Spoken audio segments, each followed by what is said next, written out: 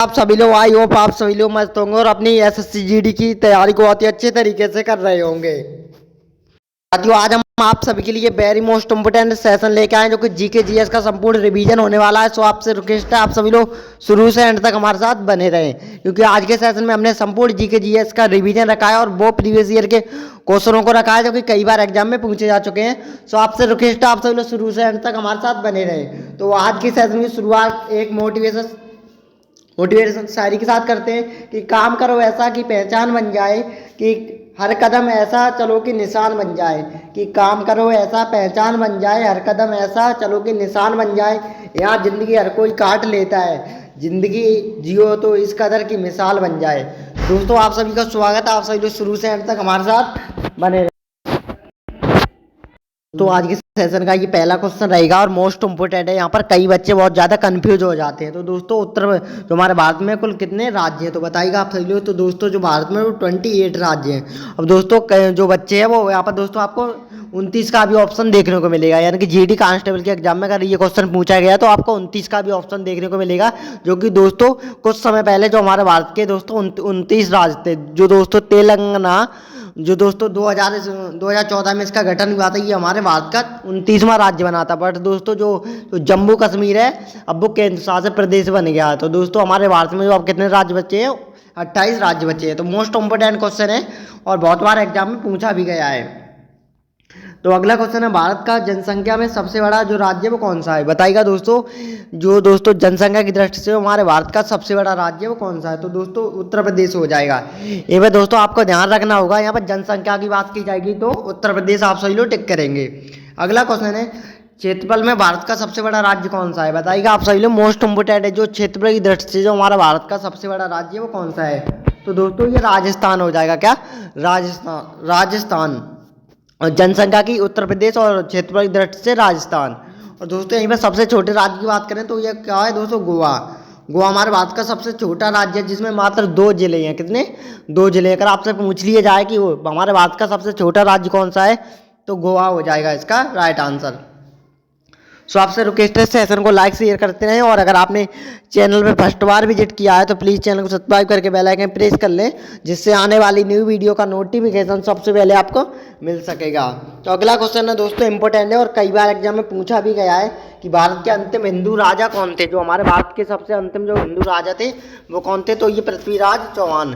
कौन थे दोस्तों? पृथ्वीराज चौहान। ये हमारे भारत के अंतिम हिंदू राजा थे। दोस्तों, यहाँ पर हिंदू राजा की बात की गई तो आप पृथ्वीराज चौहान ही टिक करेंगे। दोस्तों, आज के सेशन में मैंने वो सभी मोस्ट इंपोर्टेंट क्वेश्चनों को रखा है, यानी कि प्रीवियस ईयर के क्वेश्चन है जो कि जीडी कांस्टेबल के एग्जाम में पूछे गए हैं। मैंने आपको पहले ही बताया था कि आज के सेशन में मैंने जीके जीएस का संपूर्ण निचोड़ रखा है। तो आपसे रिक्वेस्ट है शुरू से अंत तक हमारे साथ बने रहे। अगला क्वेश्चन है, भारत में सर्वाधिक वर्षा किस राज्य में होती है, तो दोस्तों ये राइट आंसर हो जाएगा क्या, मेघालय। दोस्तों, मेघालय राज्य है, उसमें सबसे अधिक वर्षा होती है। अगला क्वेश्चन है, मुगल वंश की स्थापना किसने की थी। जो मुगल वंश है दोस्तों उसकी स्थापना किसने की थी, तो ये अंकृता बाबर ने। किससे? अंकृता बाबर ने दोस्तों मुगल वंश की स्थापना की थी, यानी कि ऑप्शन ए इसका राइट आंसर हो जाएगा।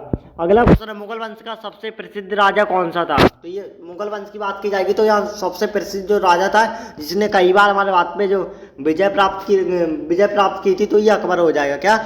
अकबर। दोस्तों, अगला क्वेश्चन है इंपोर्टेंट है, भारत का राष्ट्रीय चिन्ह कौन सा है, तो दोस्तों अशोक जो चक्र है वो हमारे भारत का राष्ट्रीय चिन्ह है, यानी कि मोस्ट इंपोर्टेंट क्वेश्चन है। तो सेशन को लाइक शेयर करते रहें आप सभी लोग। अगला क्वेश्चन है, भारत के राष्ट्रीय ध्वज का क्या नाम है, तो दोस्तों जो हमारे भारत का राष्ट्रीय ध्वज है वो तिरंगा हो जाएगा, जिसमें 3 रंग है दोस्तों। क्या? तिरंगा। और दोस्तों एक और क्वेश्चन आपसे पूछा जा सकता है, पूछा भी गया, जो दोस्तों तिरंगे के अंदर जो चक्र होता है उसमें कितनी तीलियां होती हैं, तो आप सभी एक बार हमें कॉमेंट बॉक्स में जरूर बताएं।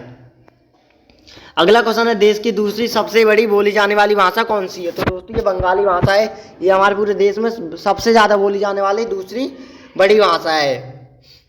अगला क्वेश्चन है दोस्तों, भारत के राष्ट्रपति का क्या नाम है। जो हमारे भारत का राष्ट्रपति है दोस्तों तो उसका नाम क्या है, तो ये श्रीमती द्रौपदी मुर्मू। क्या? श्रीमती द्रौपदी मुर्मू ये हमारे भारत की राष्ट्रपति हैं अभी प्रेजेंट टाइम में, अगर आपसे पूछ लिया जाए। और दोस्तों एक और क्वेश्चन यहाँ पर इंपॉर्टेंट बनता है कि ये दोस्तों जो द्रौपदी मुर्मू है वो हमारे भारत की पहली आदिवासी महिला राष्ट्रपति है। क्या? पहली आदिवासी महिला राष्ट्रपति हैं। तो मोस्ट इंपोर्टेंट क्वेश्चन है दोस्तों, ये भी एग्जाम के पॉइंट ऑफ व्यू से भी आप सभी लोग नोट कर लीजिएगा।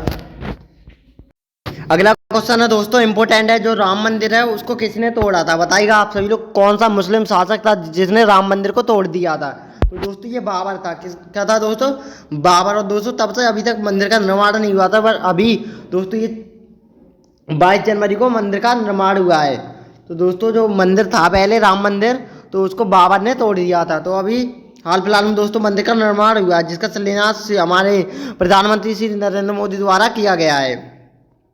अगला क्वेश्चन है इंपोर्टेंट है कि अंग्रेजों ने किस कानून को काला कानून कहा था? बताइएगा आप सभी लोग, ऐसा कौन सा कानून था जो हमारे भारत में, जिसको अंग्रेजों ने काला कानून के नाम से उसको नाम दिया था? तो ये रोलेट एक्ट कानून को, किसको? रोलेट एक्ट कानून को दोस्तों, इसको अंग्रेजों ने काला कानून के नाम से काला कानून दिया था। अगला क्वेश्चन है वेरी मोस्ट इम्पोर्टेंट है और कई बार एग्जाम में रिपीट हुआ। सो आपसे रिक्वेस्ट है आप सभी लोग शुरू से एंड तक हमारे साथ बने रहें। तो ये क्वेश्चन है वेरी मोस्ट इम्पोर्टेंट है, और दोस्तों ऐसे क्वेश्चन एग्जाम में यानी कि जीडी के एग्जाम में रिपीट होते हैं। तो ये भगत सिंह के साथ किस किस को फांसी दी गई थी? बताइएगा आप सभी लोग। जो भगत सिंह थे तो उनके साथ साथ किस किस को फांसी दी गई थी? तो ये राजगुरु व सुखदेव को। किसको? राजगुरु व सुखदेव को दोस्तों ये भगत सिंह के साथ यानी कि इन तीनों लोगों को एक साथ फांसी की सजा सुनाई गई थी। अगला क्वेश्चन है देश के पहले गृह मंत्री कौन थे? बताइएगा आप सभी लोग, जो हमारे भारत के पहले गृह मंत्री यानी कि स्वतंत्र भारत के फर्स्ट गृह मंत्री यानी कि होम मिनिस्टर कौन थे?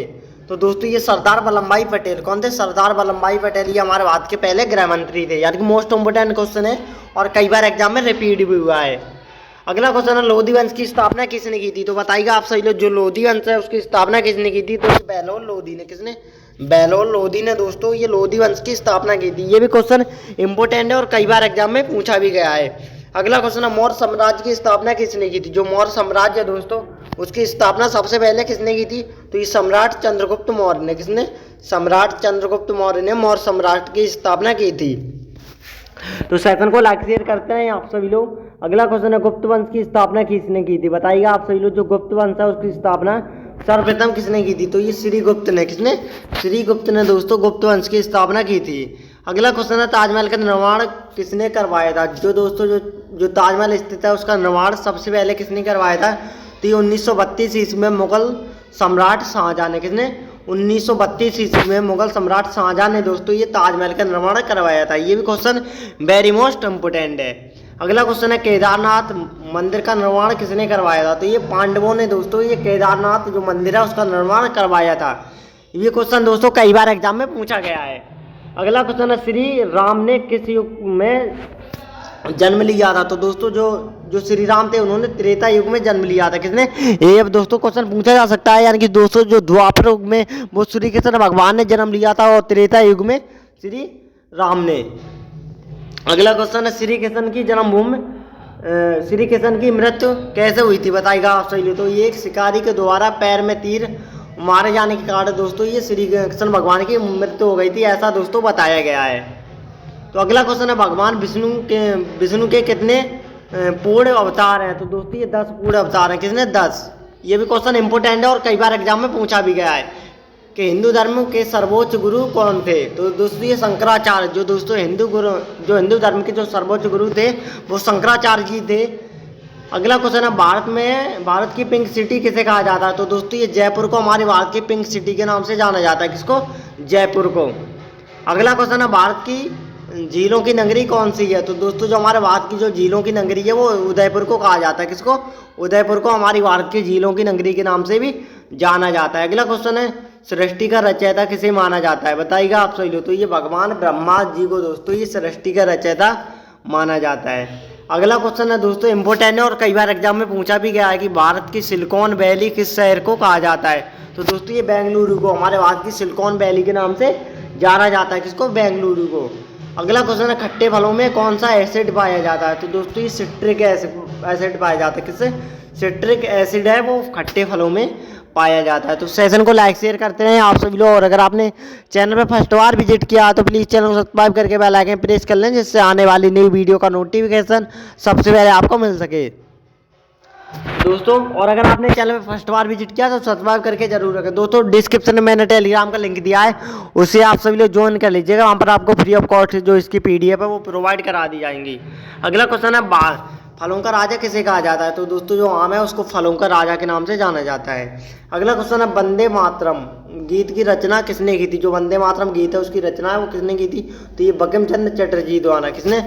बंकिम चंद्र चटर्जी ने वंदे मातरम की रचना की थी।